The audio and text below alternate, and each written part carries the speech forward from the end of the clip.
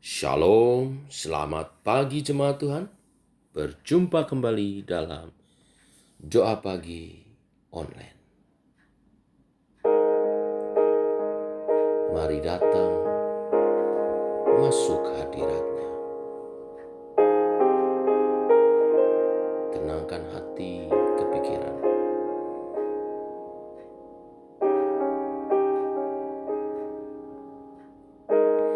Bapa, Kau mendengar seruan hatiku, tak pernah Kau lepaskan dari kasih-Mu. Lewat lembah gelap, Kau temani aku. Roh-Mu bekerja selalu untuk kebaikanku.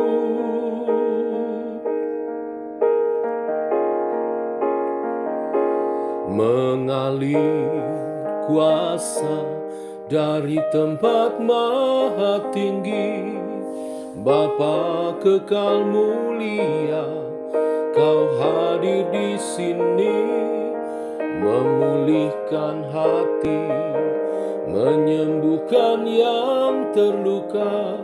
Ku kan tenang bersama-Mu, Bapa.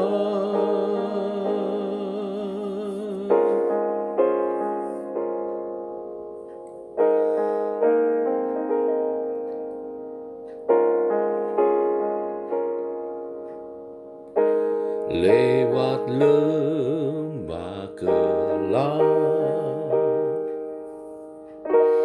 Kau temani aku. Roh-Mu bekerja selalu untuk kebaikanku.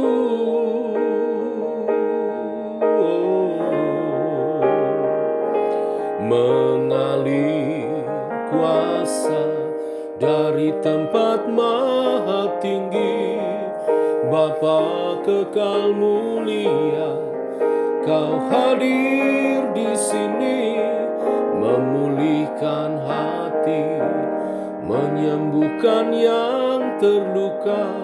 Ku kan tenang bersama-Mu, Bapa.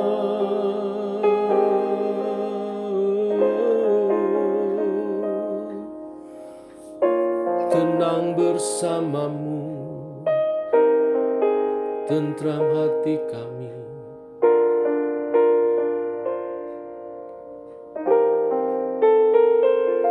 Mengalir kuasa dari tempat maha tinggi, Bapa kekal mulia, Kau hadir di sini, memulihkan hati, menyembuhkan yang terluka. Ku kan tenang bersama-Mu, Bapa.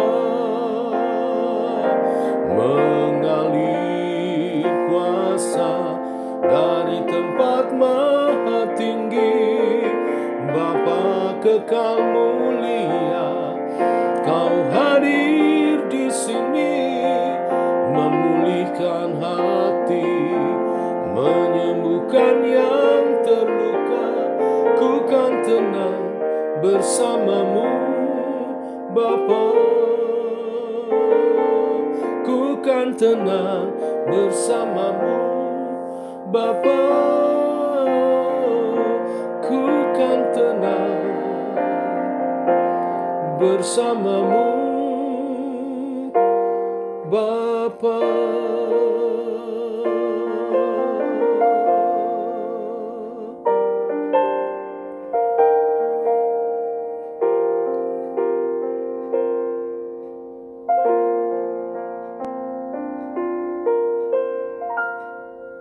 demikian kami tenang di dalam Tuhan Yesus. Engkaulah sumber pengharapan. Bahkan Kau memberi lebih dari yang kami harapkan. Kami percaya kasih-Mu sempurna, janji-Mu ya dan amin. Teguhkan oleh kebenaran firman yang sebentar kami renungkan dalam nama Tuhan Yesus Kristus. Amin. Bapak Ibu, kita lanjutkan renungan firman Tuhan pada pagi hari ini.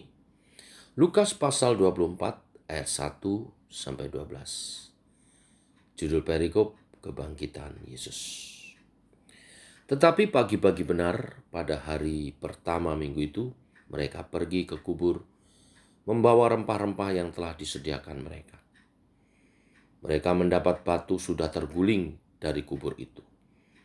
Dan setelah masuk mereka tidak menemukan mayat Tuhan Yesus. Sementara mereka berdiri termangu-mangu karena hal itu, tiba-tiba ada dua orang berdiri dekat mereka memakai pakaian yang berkilau-kilau. Mereka sangat ketakutan dan menundukkan kepala. Tetapi kedua orang itu berkata kepada mereka, "Mengapa kamu mencari Dia yang hidup di antara orang mati? Ia tak ada di sini. Ia telah bangkit. Ingatlah apa yang dikatakannya kepada kamu ketika ia masih di Galilea, yaitu bahwa Anak Manusia harus diserahkan ke tangan orang-orang berdosa dan disalibkan, dan akan bangkit pada hari yang ketiga." Maka teringatlah mereka akan perkataan Yesus itu, dan setelah mereka kembali dari kubur, mereka menceritakan semua itu kepada ke-11 murid dan kepada semua saudara yang lain. Perempuan-perempuan itu ialah Maria dari Magdala, dan Yohana, dan Maria ibu Yakobus, dan perempuan-perempuan lain juga yang bersama-sama dengan mereka memberitahukannya kepada rasul-rasul. Tetapi bagi mereka perkataan-perkataan itu seakan-akan omong kosong dan mereka tidak percaya kepada perempuan-perempuan itu. Sungguh pun demikian, Petrus bangun lalu cepat-cepat pergi ke kubur itu. Ketika ia menjenguk ke dalam, ia melihat hanya kain kafan saja.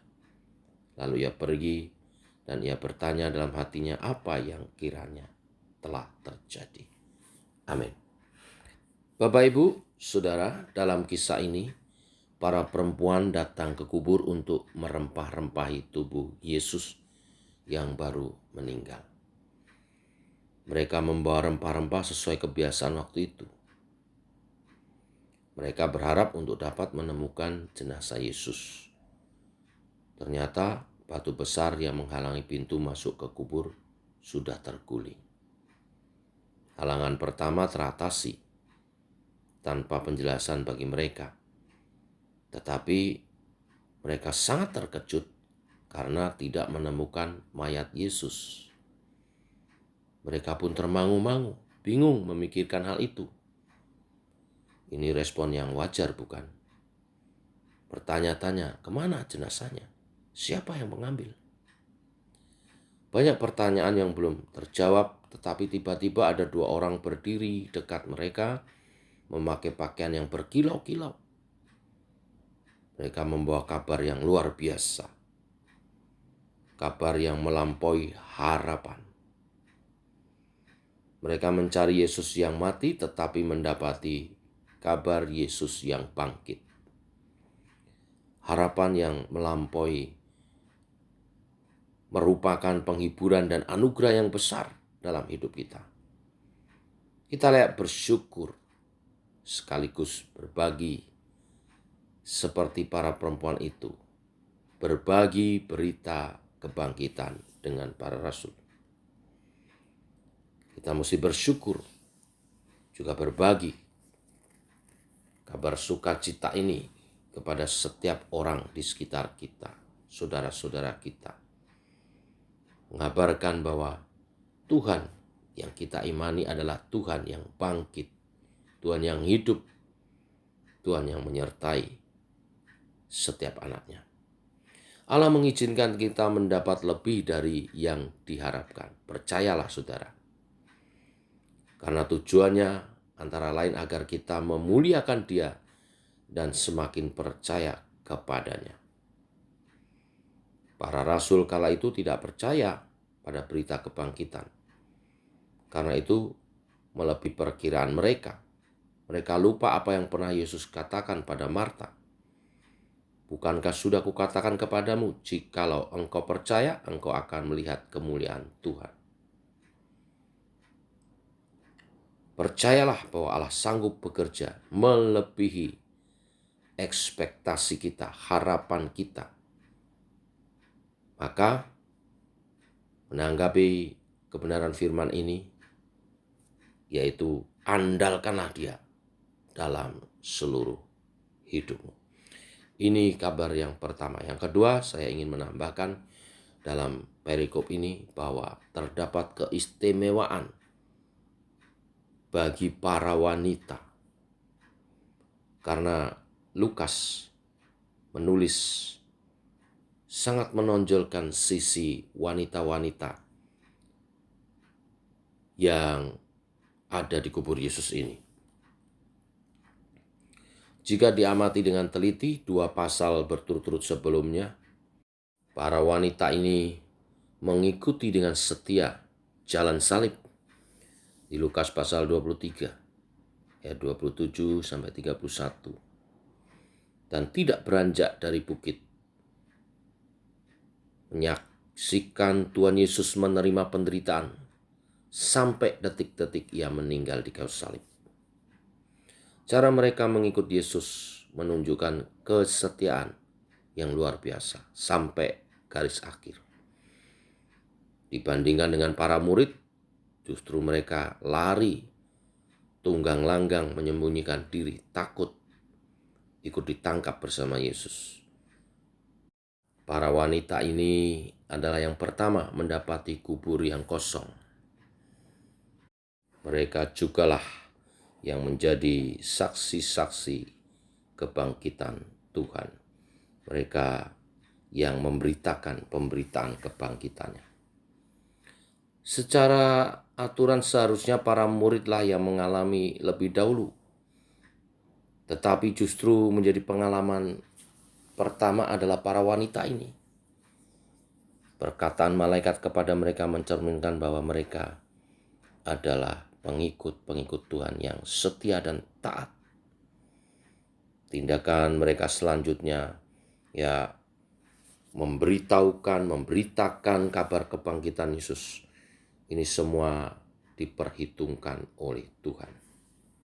Injil Lukas meninggikan posisi para wanita ini, bahkan melampaui para murid sebagai pilihan Tuhan.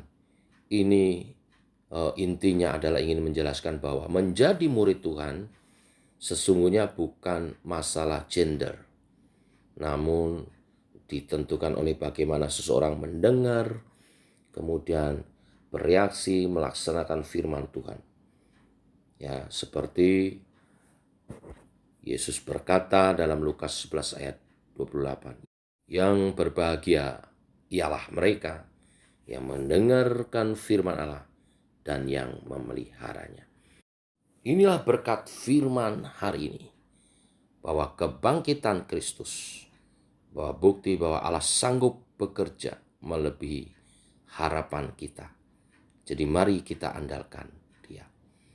Mengikut Kristus bukan masalah gender, bukan masalah siapa kita, tetapi apakah kita menjadi pelaku-pelaku akan kebenaran firman-Nya. Tuhan memberkati. Amin. Mari kita berdoa. Bapa, kami mengucap syukur di hari yang baru mengawali minggu ini. Engkau memberkati kami dengan firman-Mu. Firman yang penuh pengharapan. Bahkan melalui kebenaran firman pagi ini kami diteguhkan bahwa Tuhan sanggup bekerja melampaui apa yang kami harapkan. Melampaui apa yang kami cita-citakan di dalam Tuhan. Engkau sanggup Tuhan, karena Engkau Allah yang Maha Kuasa. Tidak ada yang bisa membatasi Engkau Tuhan. Sebab itu ajar kami mengandalkan Engkau dalam setiap aspek kehidupan kami. Dan supaya kami belajar untuk menjadi pengikut Tuhan yang sejati, murid-Mu yang sejati, yaitu menjadi pelaku-pelaku firman-Mu. Dan memberitakan kabar kebangkitan-Mu melalui kehidupan kami. Yang Tuhan bersemangat, yang setia, yang berkobar-kobar melayani Tuhan. Terima kasih Tuhan untuk kebenaran firman-Mu.